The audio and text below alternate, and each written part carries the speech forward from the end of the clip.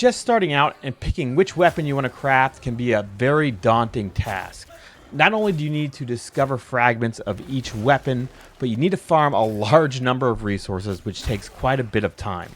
One of the first weapons which caught my eye and seemed like a reasonable first craft goal was the VASP-IV Polearm. Assuming that you've completed the blacksmith quest already, in order to craft the Polearm VASP-IV, you're going to need a few things. You're going to need 1,500 Drex. You're going to need 25 scrap steel, 25 corrupt onyx, and 25 quenching acid, and 4 hours, 4 real-time hours of crafting time. You come down here, click assemble, and then 4 hours later, you'll be able to come up to this assembled portion and pick it up. The moveset is fairly simple. Your light attack combo consists of 4 hits. A poke into a slash, into another poke, into a final slash. The heavy attack is a 2-hit combo, starting with a slash and finishing with a poke. If you get a running start first, however, the first attack will turn into a poke instead of the slash. You're able to charge both heavy attacks by holding down the button. A visual cue will be the golden shine at the end of your weapon after each fully charged heavy attack. These fully charged heavy attacks, they do massive stagger damage and will knock down smaller opponents. Knockdowns allow for a follow-up execution by moving over to your enemy and pressing light attack. Take advantage of these follow-up attacks since you currently get invincibility frames during this action. It's majorly beneficial in bigger fights. If you're having trouble pulling off this finishing move when they're on the ground or hitting enemies while they're prone, you may want to go in your options, go over to accessibility and down to enable controller aim assist and make sure this is turned on. Even if you have the keyboard and mouse and you're not using controller, this will allow you currently to do that follow-up execution. This is probably a bug that they'll fix in the future. Holding down the block button will allow you to block most attacks. There are some unblockable attacks which can bypass your block, so watch out for those. These attacks that are unblockable are usually denoted by the enemy or the enemy's weapon glowing just before an attack. Make sure to dodge these. If talented, pressing the block button at the moment the enemy strikes you will put you into a parry animation, causing the enemy to stagger and allowing for an opening for a heavy attack or even better, a riposte. A riposte is when you hit the light attack directly after the parry animation to do a large amount of damage quickly. But again, you must have this talented, and we will go over the polearm talents in a bit.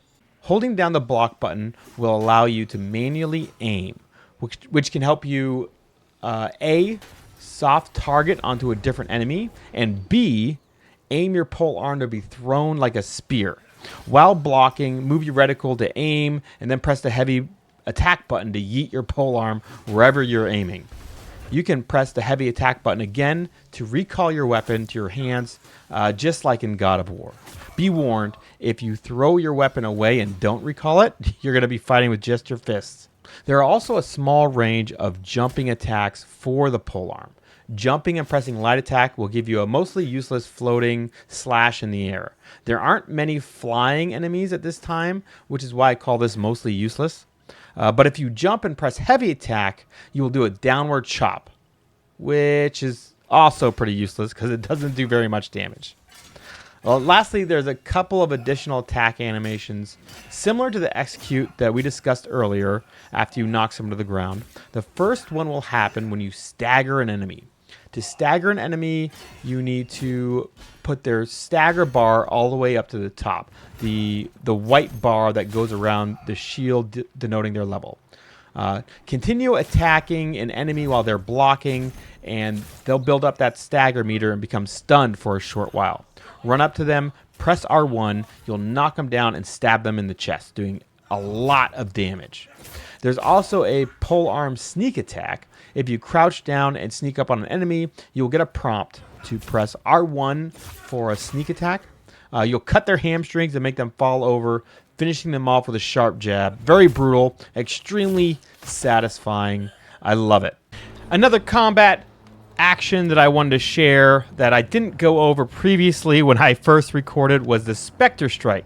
This is unlocked in the talent tree, and pretty much all melee weapons have this, but I figured I should add it into the moveset. Spectre Strike, you attack directly after a perfect dodge to perform a Spectre Strike, dealing devastating damage. You do a lot more damage than a normal strike, and it's very quick. I'll show you what that looks like now. All right, we're going to dodge his attacks. Oh, that's a kick.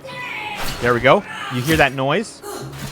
There was no noise there, but as soon as you dodge, you'll hear a kind of wind noise. There we go. Did you hear that wind noise? That was a dodge and a Spectre attack. That was another dodge and a Spectre attack. When you come back to the Nightfold and go into your tent, you can walk over to this dresser and take a look at the weapons that you have equipped. If you go over here to the VASP-IV, you could kind of see the rank. Some weapons have a requirement. You can see here these skilters, they have a requirement of 10 grace. Luckily, these tier 1 weapons like the VASP-IV, the first ones you will craft, do not have any requirements, but they do scale with courage. If you come up here to the combat arts and select your polearm, you will get 5 of these points to put in per weapon that you get to level 30. As you level up the weapon, you gain points. So if I was to level up a second polearm, I would gain 5 more points and have 10 points in this tree. The skill tree is relatively simple. You have to pick the first skill, Helm Gong. Luckily, it's great. Increased stagger on fully charged heavy attacks.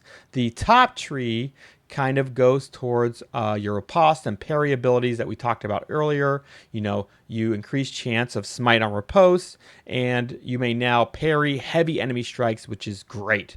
So the top tree is for parries. The middle tree is all about throwing, increasing the speed and being able to instantly down weapons off thrown weapons. So if you really like throwing your pole arm at enemies, you'll want to go down the middle tree. And the bottom tree is all about heavy attacks.